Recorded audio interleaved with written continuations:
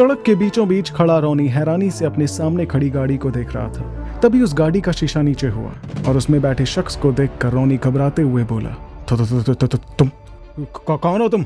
और अचानक इस तरह मेरा रास्ता रोकने की हिम्मत कैसे हुई? अचानक अपने सामने एक नकाबपोश शख्स को देखकर रोनी बुरी तरह घबरा गया था।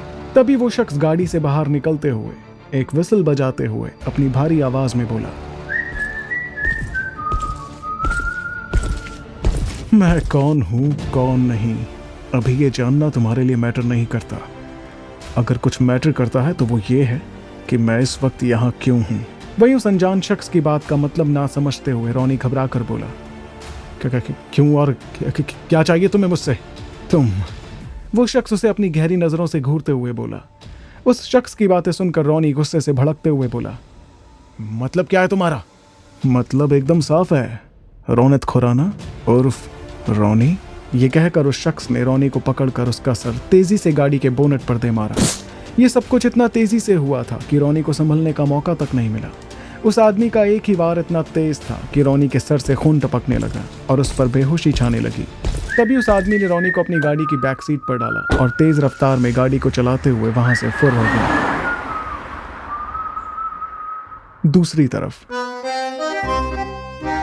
रॉय ग्रुप्स की बिल्डिंग के बाहर खड़ा हैप्पी अपने हाथ में एक रुमाल पकड़े अपनी गाड़ी साफ करने में लगा था।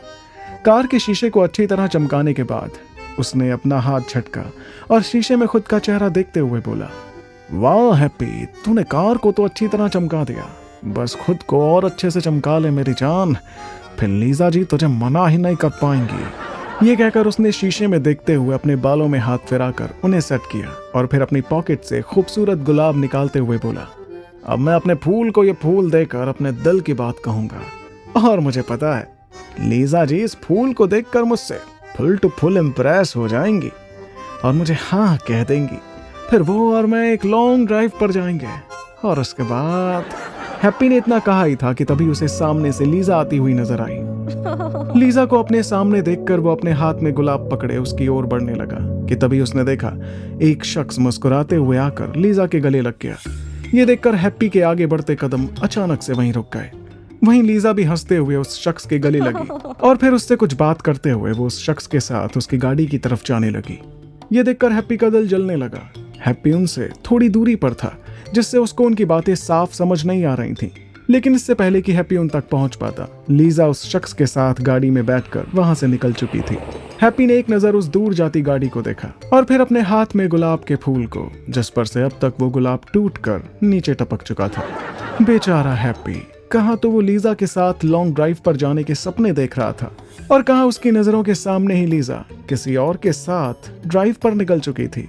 ये सब देखकर हैप्पी बोला, ये अचानक मेरी कुंडली में शनि कहाँ से आ गया बे, जो मेरी लीजा जी को मेरी नजरों के सामने से ही मुझसे दूर ले गया।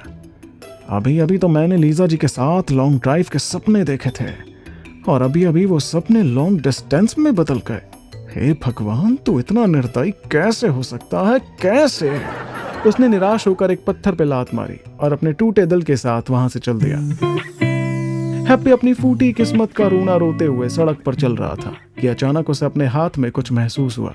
उसने अपने हाथ की तरफ देखा तो उसके हाथ में एक पेपर था जो एक आदमी अभी अभी उसे पकड़ा कर गया था। हैं? ये क्या? ये कैसा पर्चा है? जिस हाथ में लीजा जी का हाथ होना चाहिए था, उस हाथ में लोग पर्चे पकड़ा पकड़ा कर जा रहे हैं। देखूं तो सही इसमें लिखा क्या है। वो अपने हाथ में पकड़े पेपर को हैरानी से देखते हुए बोला, जिस पर कुछ लिखा हुआ था, और फिर उस पेपर को जोर जोर से पढ़ते हुए बोला, क्या आप भी परेशान हैं तो घर बैठे पाएं समाधान। लव मैरिज, वशीकरण, जादू टोना, सास या सौतन से छुटकारा, मनचाहा प्यार पाएं, तुरंत बंगाली बाबा की शरण में आए, प्यार में धोखा खाए बिछड़े प्रेमी प्रेमिका तुरंत नीचे दिए गए नंबर पर कॉल करें, मिनटों में समस्या का हल 100% गारंटी के साथ। पेपर पढ़ते ही हैप्पी की आंखों में चमक आ गई। वो खुश होते हुए बोला, बंगाली बाबा लगता है कोई बहुत ही जाने माने सिद्ध बाबा है। लगता है भगवान ने मेरी सुन ली। अब मैं बाबा की मदद से लीजा जी को अपने बस में कर लूंगा और फिर लीजा जी भी कटी पतंग की तरह मेरी बाहों में चली आएंगी। ये सब कहते हुए उसने अपनी पॉकेट से फोन निकाला और पेपर में नीचे दिए गए नंबर पर कॉल मिला दिया।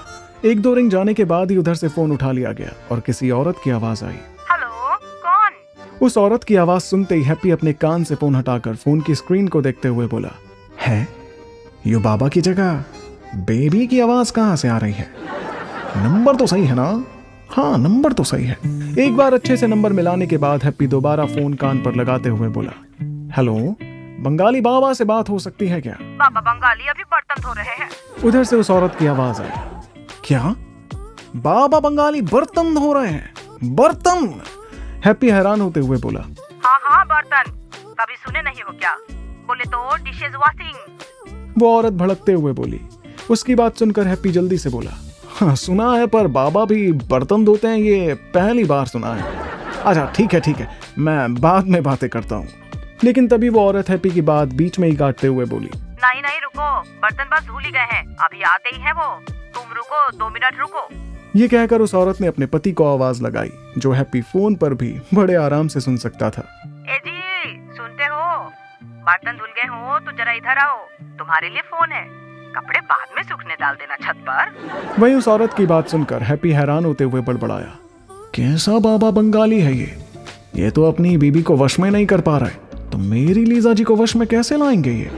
तभी फोन पर उधर से बाबा बंगाली की आवाज सुनाई दी, कौन है बच्चा और क्या है तेरी समस्या? वशीकरण या जादू टोना या चाहिए तुझे सोना मोना? बाबा को है सबका ज्ञान, चुटकी में करते हैं समाधान। बाबा की बात सुनकर हैप्पी जल्दी से बोला, बाबा वो सब तो ठीक है, लेकिन मैं ये क्या सुन रहा हूँ, आप बर्तन धो रहे थे? बर्तन? हाँ। हैप्पी की बात सुनकर पहले तो वो बाबा सक पका गया, लेकिन फिर अपनी कड़क आवाज में बोले, अबे नादान परिंदे, ये सब तो पैतरे हैं शादी के बाद की वशीकरण बनाए रखने के। अभी तो तुम नए हो, मेरी शरण में रहोगे तो धीरे धीरे सब सीख जाओगे। चल अब अपनी समस्या बता बच्चा। बाबा बात ऐसी है कि मैं एक लड़की से बहुत प्यार करता हूँ और मैं चाहता हूँ कि वो लड़की भी मेरे प्यार में पागल वागल सब कुछ हो जाए। ये कहते हुए हैप्पी ने अपनी और लीजा की सारी स्टोरी उन्हें बता दी। उसकी बात सुनकर बाबा बोले, बस इतनी सी बात बच्चा, ये तो मेरे बाएं हाथ का खेल है, चिंता छोड़ दे बच्चा, क्योंकि तू अब मेरी शरण में है। मैं एक मंत्र तुझे देता हूँ, जिससे वो लड़की तेरे प्यार में पागल होकर तेरे आगे पीछे घूमेगी। बाबा की बात सुनकर हैप्पी की आंखें चमक उठी और वो जल्दी से बोला, क्या सच में बाबा? तो फिर जल्दी से मंत्र बताइए ना। हाँ बताता हूँ बच्चा, बताता हूँ, लेकिन उससे पहले तुझे बाबा को 5100 की दक्षिणा तो देनी होगी बच्चा। तुम्हारे फोन पर अभी एक मैसेज आया होगा, बस उस अकाउंट में जल्दी से दक्षिणा डाल दो, तो मैं तुम्हें वो मंत्र बताऊं। बाबा बनावटी हंसी हंसते हुए बोले। हैप्पी लीजा के प्यार में ऐसा खोया था कि उसने बिना कुछ सोचे झट से बाबा की बात मानते हुए पैसे ट्रांसफर कर दिए और बोला, बाबा ये लो 5100 रुपए भेज दें, आप जल्दी से मुझे मंत्र बताओ, मैं और इंतजार नहीं कर सकता आप। उसकी बात सुनकर बाबा ने उसे एक मंत्र बताया और फिर बोले, बच्चा जैसे ही वो कन्या तेरे सामने आए, बस उस पर ये मंत्र फूंक देना, फिर देखना बाबा बंगाली का चमत्कार, वो लड़की खुद चलकर तेरे कदमों में आएगी। ये कहकर बाबा ने फोन रख दिया और वहीं हैप्पी अपने हसीन सपने सजाते हुए लीजा से मिलने ऑफिस की तरफ चल दिया। कुछ देर इंतजार करने के बाद आखिरकार हैप्पी को लीजा वापस ऑफिस की तरफ आती हुई नजर आई। उसको देखते ही हैप्पी बड़बड़ाया, चल हैप्पी हो जा तैयार, यही सही वक्त है लिजा जी को पिज्जा खिलाने का, I mean, उन पर ये मंत्र मारने का। ये कहकर हैप्पी लीजा की तरफ बढ़ा और उस पर बाबा का बताया मंत्र फूंकते हुए बोला, जय बाबा बंगाली, आवरा कडावरा गिली गिली छू, मेरे प्यार में पागल हो जाए लीजा तू तू तू। अभी हैप्पी ने मंत्र मारा ही था कि तभी उसने देखा कि लीजा धीरे धीरे चलते हुए मुस्कुराती हुई उसी की तरफ आने लगी। हवा में उड़ते उसके रेशमी मुलायम बाल और धूप में चमकता उसका चांद सा मुखड़ा हैप्पी को और भी ज्यादा दीवाना बना रहा था। तभी लीजा आकर जल्दी से उसके गले लगते हुए बोली, हाय हैप्पी जी, कैसे हैं आप? कहाँ थे आप इतने दिनों से? मैं आपको कितना मिस कर रही थी। पता है मैं आपसे कितना प्यार करती हूँ। मैं अब आपके बिना नहीं रह सकती हैप्पी जी। प्लीज हैप्पी जी, मुझे भी अपने साथ ही ले जाइए। मुझे मतलब नहीं आप क्या करते हैं, कहाँ रहते हैं और कितना कमाते हैं। आप जहाँ रखोगे मैं आपके चरणों की दासी बनकर रह लूंगी। आप जो खिलाएंगे रूखी सूखी मैं खा लूंगी। बस मुझे अपने साथ ले चलिए। एक चुटकी सिंदूर लीजिए और भर दीजिए मेरी मांग में। भर दीजिए ना हैप्पी जी, भर दीजिए, भर दीजिए please. Happy ji, Happy ji, Happy ji. तभी हैप्पी के कानों में लीजा की हल्की हल्की आवाज सुनाई दी, जो उसके सामने कब से अपने हाथ हिलाते हुए उसे आवाजें लगा रही थी। हैप्पी जी, कहाँ खो गए आप? ये सुनकर हैप्पी अपने होश में वापस आया और उसने हैरान होकर चारों तरफ देखा तो उसे पता चला कि अब तक वो बस एक सपना देख रहा था। तभी लीजा फिर से बोली, कहाँ खो गए हैं आप? वो लीजा जी, वो मंत्र, मांग, सिंदूर, वो बाबा, धोखेबाज बंगाली बाबा, उस बाबा ने मुझे बेवकूफ बनाया। मैं छोड़ूंगा नहीं उस बाबा को। हैप्पी पागलों की तरह खुद से ही बड़बड़ाए जा रहा था। उसकी बड़बड़ाहट सुनकर लीजा घबराते हुए बोली, ये आपको क्या हुआ है हैप्पी जी? मैं कब से आपको आवाज दे रही हूँ और आप हैं कि अकेले धूप में खड़े न जाने क्या क्या बड़बड़ा रहे हैं। मंत्र, सिंदूर, बाबा एंड ऑल। लगता है धूप का असर आपके दिमाग पर हुआ है। आपको बाबा की नहीं, किसी डॉक्टर की जरूरत है। मैं एक अच्छे साइकोलॉजिस्ट को जानती हूँ। चलिए ना, मैं आपको उनके पास लेकर चलती हूँ। चलिए, जल्दी चलिए। अरे चलिए ना हैप्पी जी, कम ऑन। ये कहकर लीजा जबरदस्ती हैप्पी का हाथ पकड़कर उसे अपने साथ ले जाने लगी और बेचारा सदमे का मारा हैप्पी उसके पीछे पीछे खिंचता हुआ चला गया, क्योंकि उसने अभी अभी बाबा को 5100 रुपए जो दे दिए थे।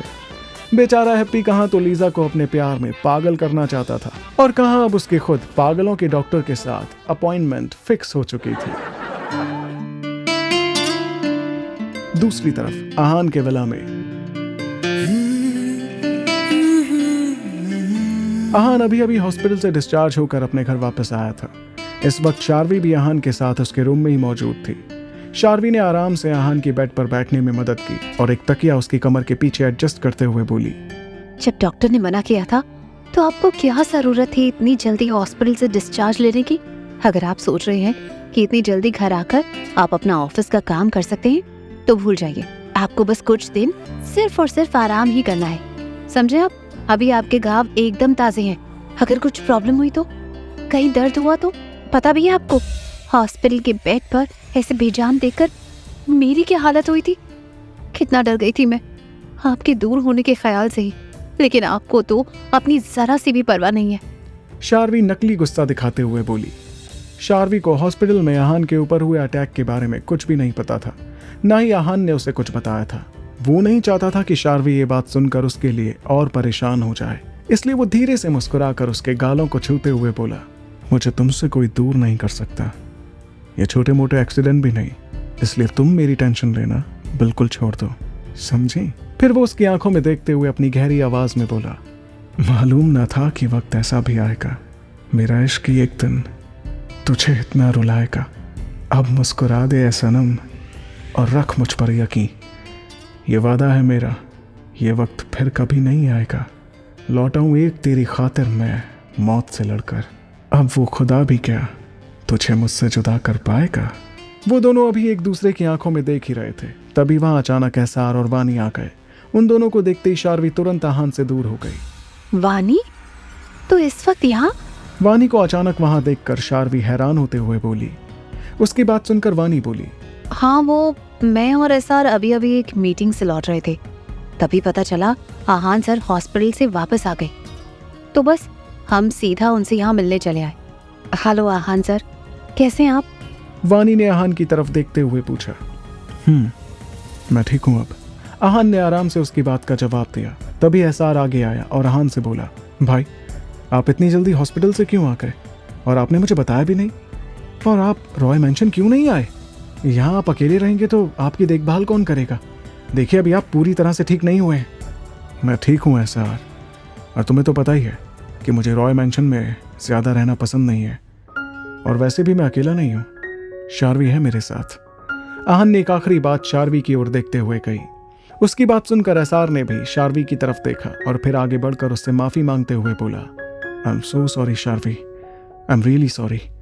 आई नो मैंने गुस्से में तुमसे जो कुछ भी कहा वो सब कुछ गलत था, मुझे वो सब कुछ नहीं कहना चाहिए था, लेकिन उस वक्त भाई की हालत देखकर मैं बहुत डर गया था और एकदम से मेरे दिमाग ने काम करना बंद कर दिया, और पता नहीं मैंने गुस्से में तुम्हें क्या क्या बोल दिया। प्लीज हो सके तो मुझे माफ कर देना। शार्वी एहसार की आंखों में पछतावा देख सकती थी, इसलिए वो एक हल्की सी स्माइल के साथ बोली, नहीं नहीं, तुम्हें माफी मांगने की कोई जरूरत नहीं है। मैं समझ सकती हूँ तुम्हारी हालत। तुम अपने भाई से इतना प्यार जो करते हो, तुम्हारी जगह अगर मैं होती तो शायद मैं भी ऐसे ही रिएक्ट करती। मुझे तुमसे कोई शिकायत नहीं है एहसार। वहीं एहसार और शार्वी की बातें सुनकर आहान ने नासमझी से उन्हें देखते हुए पूछा, ये तुम दोनों किस बारे में बातें कर रहे हो? वहीं आहान का सवाल सुनकर शार्वी जल्दी से अपना सिरनामे हिलाते हुए बोली, नहीं कुछ नहीं, वो बस एक छोटी सी मिसअंडरस्टैंडिंग थी जो अब दूर हो गई है। शार्वी ने इतना कहा ही था कि तभी एहसार इमोशनल होते हुए बोला, एक्चुअली भाई, मैंने आपको हमेशा बड़ी से बड़ी प्रॉब्लम में भी हमेशा स्ट्रांग ही देखा है, लेकिन जब आपको अचानक उस हालत में देखा तो मैं बहुत घबरा गया था। मुझे लगा कि मैं दादी की तरह आपको भी ना खो दूं। मैं आपसे बहुत प्यार करता हूं भाई, और मैं आपको कभी नहीं खोना चाहता। लेकिन जब आपको ऐसे खून से लथपथ देखा तो मैंने इस सब का जिम्मेदार शार्वी को समझ लिया, और पता नहीं अपने गुस्से में मैंने उसे क्या कुछ नहीं कह दिया। लेकिन मुझे अब अपनी गलती का एहसास है, और इसके लिए मैं बहुत शर्मिंदा भी हूँ। एहसार की बात सुनकर आहान गंभीर आवाज में बोला, मैं जानता हूँ एहसार कि तुम मुझसे बहुत प्यार करते हो, लेकिन उससे भी कहीं ज्यादा प्यार मैं शार्वी से करता हूँ, और कोई उसे कुछ गलत कहे ये मैं कभी बर्दाश्त नहीं कर सकता। आई होप कि ये बात तुम हमेशा याद रखोगे, और मैं उम्मीद करता हूँ कि जितनी रिस्पेक्ट तुम मेरी करते हो उतनी ही शार्वी की भी करोगे। जी भाई, मैं समझ गया, अब ऐसी गलती दोबारा नहीं होगी। एहसार नजरें झुकाते हुए बोला। आहान जानता था कि एहसार बचपन से ही उसके लिए बहुत ज्यादा पॉसेसिव था, इसलिए उसने एहसार को ज्यादा कुछ नहीं कहा, वरना कोई और उसकी शार्वी के बारे में कुछ गलत कहता तो आहान उसे इतनी आसानी से नहीं छोड़ता। कमरे का माहौल एकदम से शांत हो चुका था कि तभी किसी ने दरवाजे पर दस्तक दी। सबने दरवाजे की ओर देखा तो दरवाजे पर एहसार की मॉम मिसेस रागिनी रॉय खड़ी थीं। अपनी मॉम को वहां देखकर एहसार हैरानी से बोला, मॉम आप यहाँ? क्यों, मैं क्या यहाँ नहीं आ सकती? मिसेस रागनी अंदर आते हुए बोली। उनकी बात सुनकर एहसार बोला, नहीं, मेरे कहने का वो मतलब नहीं था मॉम, बट आप भाई से मिलने आई हैं, मुझे यकीन नहीं हो रहा है। एहसार की बात सुनकर रागिनी मुंह बनाते हुए बोली, अब तुम क्या मुझे इतनी पत्थर दिल समझते हो कि आहान का इतना बड़ा एक्सीडेंट हो गया और मैं उसका हाल चाल भी ना पूछूं? वो तो 2 दिन से मेरी तबीयत कुछ ठीक नहीं थी, तो उस वजह से मैं हॉस्पिटल नहीं जा पाई। और सुना आज आहान को डिस्चार्ज मिल गया तो सोचा यहीं आकर मिल लूं। और कैसे हो तुम आहान? सुना है मरते मरते बचे हो। तुम्हें सही सलामत देखकर मुझे कितनी खुशी हो रही है, मैं बता नहीं सकती। मिसेस रागिनी अपनी झूठी फिक्र जताती हुई बोली, मैं एकदम ठीक हूँ मिसेस रॉय, फिक्र मत कीजिए, मैं इतनी जल्दी मरने वाला नहीं। आहान एक टेढ़ी स्माइल देते हुए बोला। तभी मिसेस रागिनी तंज कसते हुए बोली, हाँ ठीक तो हो गई ही, काफी लोग जो है यहाँ तुम्हारी केयर करने के लिए अच्छे से ख्याल तो रख ही रहे होंगे। वैसे ये लड़की कौन है? मिसेस रागिनी शार्वी को अपनी पैनी निगाहों से देखते हुए बोली। वहीं मिसेस रागिनी की बात सुनकर आहान धीरे से हंसते हुए बोला, आप मेरे हाल चाल जानने आई हैं मिसेस रॉय, या फिर मेरी जासूसी करने? तुम? मिसेस रागिनी गुस्से में आगे कुछ कहती कि तभी एहसार अपनी मॉम की बात बीच में ही काटते हुए उनके पास आकर अपनी दबी आवाज में बोला, मॉम प्लीज इस वक्त कोई सीन क्रिएट मत कीजिए, कम से कम भाई की तबीयत का तो ख्याल कीजिए। भाई अभी अभी इतने बड़े खतरे से बचकर हॉस्पिटल से घर आए हैं, उन्हें रेस्ट की ज़रूरत है, इसलिए आप कोई भी ऐसी बात मत कहिए जो भाई को अच्छी ना लगे। प्लीज़ मैं आपके सामने हाथ जोड़ता हूँ। वहीं एहसार की बात सुनकर मिसेस रागिनी मुंह बनाते हुए बोली, हाँ तो मैंने ऐसा क्या कह दिया? मैं कौन सा तुम्हारे भाई का आराम हराम करने आई हूँ? मैं तो बस उसके हाल चाल लेने आई थी, मुझे भी उसकी चिंता थी, लेकिन लगता है किसी को मेरा यहाँ आना पसंद नहीं आया। वैसे मुझे भी यहाँ रुकने का कोई शौक नहीं। ये कहकर एहसार की मॉम गुस्से में उस रूम से बाहर चली गई। एहसार जानता था कि उसकी मॉम को समझाना बेकार है, इसलिए वो भी वानी की तरफ देखते हुए बोला, चलो वानी अब हम भी भाई को रेस्ट करने देते हैं। और ये कहकर एहसार अपना सर हिलाते हुए उस रूम से बाहर निकल गया। वानी भी उसकी बात सुनकर उसके पीछे पीछे रूम से बाहर निकल गई और घर से बाहर आते ही एहसार से बोली, ओए हीरो, तो क्या प्रोग्राम है आज का? अब नहीं लेकर जाओगे मुझे डेट पर? वहीं एहसार जिसने अभी अभी अपनी कार का गेट ओपन किया था, वो वानी की बात सुनकर खुश होते हुए बोला, तो क्या तुम अब चलोगी मेरे साथ डेट पर? Of course. वानी मुस्कुराते हुए बोली, तो चलो फिर, बंदा तो कब से हाजिर है। एसआर ने बड़ी नजाकत से कहा और फिर वानी को अपनी कार में बिठाकर वहां से निकल गया। वहीं मिसेस रागिनी जो थोड़ी दूरी पर खड़ी ये सब देख रही थी, वो गुस्से से अपने दांत पीसते हुए बोली, ये एसआर के साथ ही लड़की कौन थी? 1-2 सनात से ही बड़ी मुश्किल से पीछा छूटा था और इस बार तो ये 2 आ गई। आहान की जिंदगी में चाहे कोई भी आए, मुझे उससे कोई मतलब नहीं, लेकिन एसआर की जिंदगी में वही आएगी जिसे मैं चाहूंगी, चाहे इसके लिए कुछ भी करना पड़े। ये कहकर मिसेस रागिनी भी वहां से निकल गईं। वहीं दूसरी तरफ एसआर की गाड़ी में एक रोमांटिक सॉन्ग बज रहा था और एसआर और वानी दोनों ही चोर नजरों से बार बार एक दूसरे की तरफ देख रहे थे। तभी अचानक एसआर वानी का हाथ अपने हाथ में लेते हुए बोला, तो बताओ बेबी, कहाँ जाना चाहती हो तुम डेट पर? वानी थोड़ा सोचते हुए बोली, डेट पर तुम लेकर जा रहे हो तो तुम ही डिसाइड करो। वानी की बात सुनकर एसआर ने कुछ नहीं कहा, बस धीरे से उसका हाथ चूम लिया और उसका हाथ अपने हाथ में पकड़े हुए ही गियर पर रख लिया। वहीं एसआर की इस हरकत से वानी की धड़कनें अचानक से काफी तेज हो गई और उसके गाल हल्के हल्के लाल हो गए थे, जिसका मतलब साफ था कि वो इस वक्त ब्लश कर रही थी और इसलिए वो एसआर की तरफ ना देख विंडो के बाहर देखने लगी। लेकिन उसने तब भी अपना हाथ एसआर की पकड़ से छुड़ाने की बिल्कुल भी कोशिश नहीं की और कहीं ना कहीं उसे भी यह एहसास अच्छा लग रहा था। कुछ ही देर में एसआर की गाड़ी एक खूबसूरत से रेस्टोरेंट के सामने आकर रुकी। गाड़ी से बाहर निकलते ही एसआर वानी का हाथ पकड़कर अंदर चला गया और अपनी टेबल पर आते ही एसआर ने एक जेंटलमैन की तरह वानी के लिए चेयर पुल की और उसके बैठने के बाद खुद भी अपनी सीट पर आकर बैठ गया और बड़े ही प्यार से वानी को देखते हुए उससे बोला, देखो वानी, वैसे तो मैंने हमारी डेट के लिए कुछ स्पेशल सोचा था, लेकिन मुझे लगा नहीं था कि तुम इतनी जल्दी मान जाओगी, इसलिए मैं जल्दबाजी में कुछ कर ही नहीं पाया। पर मैं वादा करता हूँ कि हमारी नेक्स्ट डेट वाकई स्पेशल होगी। तो बताओ, क्या खाना पसंद करोगी तुम? वैसे यहाँ का थाई फूड काफी फेमस है, क्या तुम ट्राई करना चाहोगी? एसआर अपने हाथ में मेन्यू पकड़ते हुए बोला। वहीं वानी तो उसके स्वीट जेस्चर को देखकर आज बहुत ही खुश थी। एसआर आज उसका बहुत अच्छे से ख्याल रख रहा था और उसे काफी स्पेशल फील करा रहा था, जिसकी वजह से उसके पेट में तो हजारों तितलियां उड़ रही थी। वो धीरे से मुस्कुराते हुए बोली, ओके, तो तुम ऑर्डर करो, तब तक मैं वॉशरूम से होकर आती हूँ।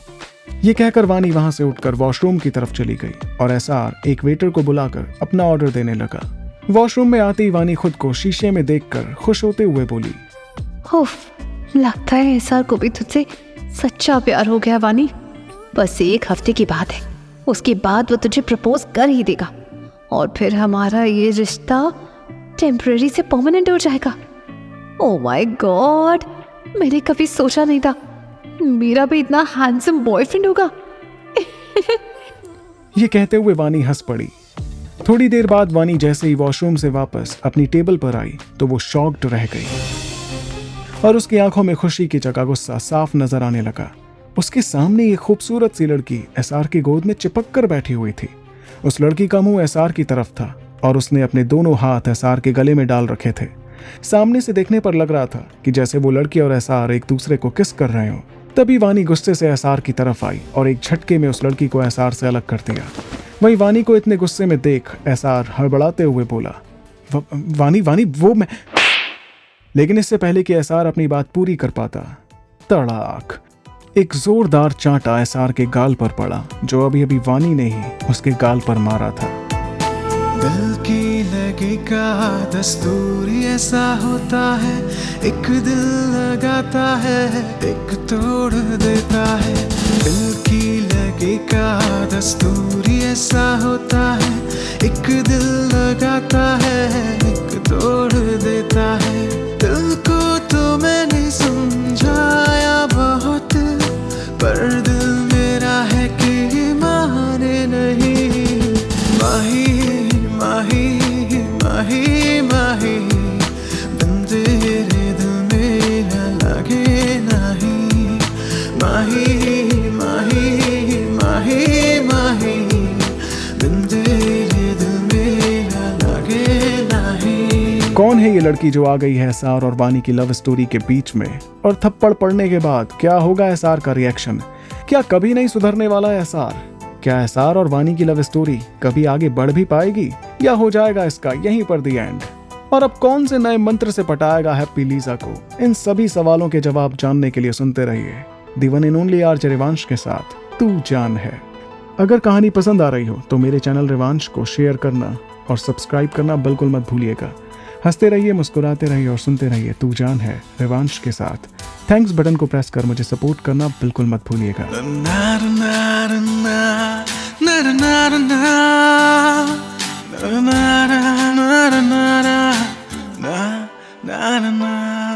एहसास तेरा हर पल साथ है, अब तू ही जिंदगी है, तू जान है। एहसास तेरा हर पल साथ है, अब तू ही जिंदगी है, तू जान है।